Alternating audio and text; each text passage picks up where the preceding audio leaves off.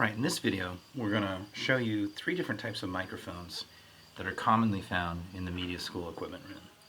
We have our Sennheiser ME66 shotgun microphone. This is also a condenser microphone. We're going to tell you what that means. We have a Shure SM57. This is a dynamic microphone. And then we have a Countryman B3 lavalier microphone. You can tell that these three have very specific uses. So this and this are microphones that are held by the sound recordist or the boom op and pointed toward the person or thing making noise. This is designed entirely for people to wear. It's kind of like a body microphone that you put on your actor or on your interview subject, and they wear that, and then the cable is routed through their clothing, and then the cable then is routed to the recording. So also, we have condenser microphone, we have dynamic microphone. The difference between these two is that the dynamic microphone has no electrical device within it. When sound comes in, it reaches and it passes through a diaphragm, which is usually made up of plastic or polyester, and then it creates a sound signal because it causes that diaphragm to move and oscillate. And then that diaphragm is attached to a metal coil, which is suspended between two magnets. When the diaphragm moves, the coil also moves up and down, producing a small AC current, mimicking that of a sound wave. And then that's what gets transmitted through the cable into the recorder, and it produces that sound with fidelity. These are great. Dynamic microphones are really great for recording very loud sounds. So for example, if you're recording music and you're recording like drums, this would be a great microphone for that, because obviously drums are really, really loud. A condenser microphone is really great for recording. It's very highly sensitive, so it's really great for recording quiet sounds or sounds that are much further away that you need to capture with presence. And so condenser microphone also contains a diaphragm, which is made of very thin metal, and it's also got a back plate in it. And then electricity, unlike this one, electricity is applied to both of these, creating a static charge between those two discs, those two metal surfaces.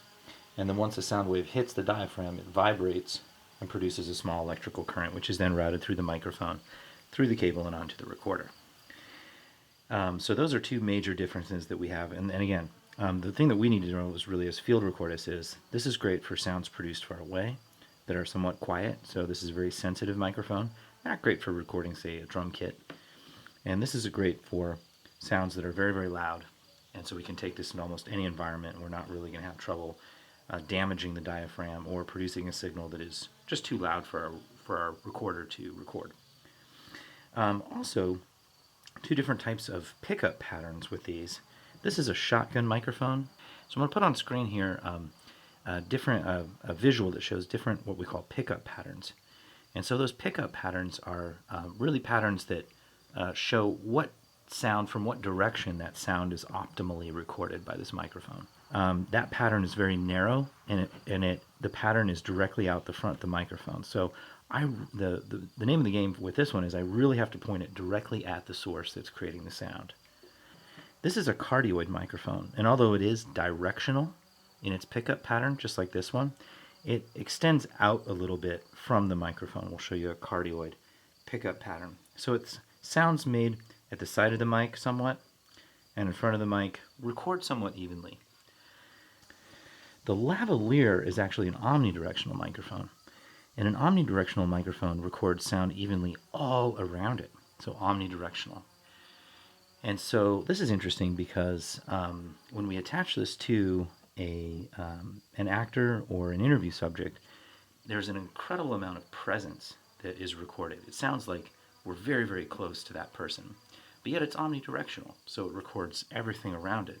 But because it is so close, physically close to the source making the sound, typically it's placed over the person's chest, so it's picking up all of those vibrations. And so that's kind of interesting that this is an omnidirectional mic, but yet it records with the greatest presence because it's so physically close. So those are three different types of pickup patterns. three very different types of microphones, and three very different types of uses. And so when field recordists are deciding which microphone to use, they're really anticipating what kind of sound environment they're going to be in, and they're also anticipating how they need to, or how they will have to capture the source of the sound, if they have to stay very far away, if they can be close, if the sound is really loud, if the sound is very delicate, or if they have the ability to attach this to a person making the sound. Then it will influence the type of microphone that a sound recordist chooses. Now, there are many, many, many different types of microphones out there. We have these three common ones in the equipment room because between the three of these, you can really do a lot. But if you're ever working in the music studios, or we do have some specialized microphones that are down in the equipment room, so if you really get into audio recording and go further with it, you'll find a whole world of microphones to be able to choose from.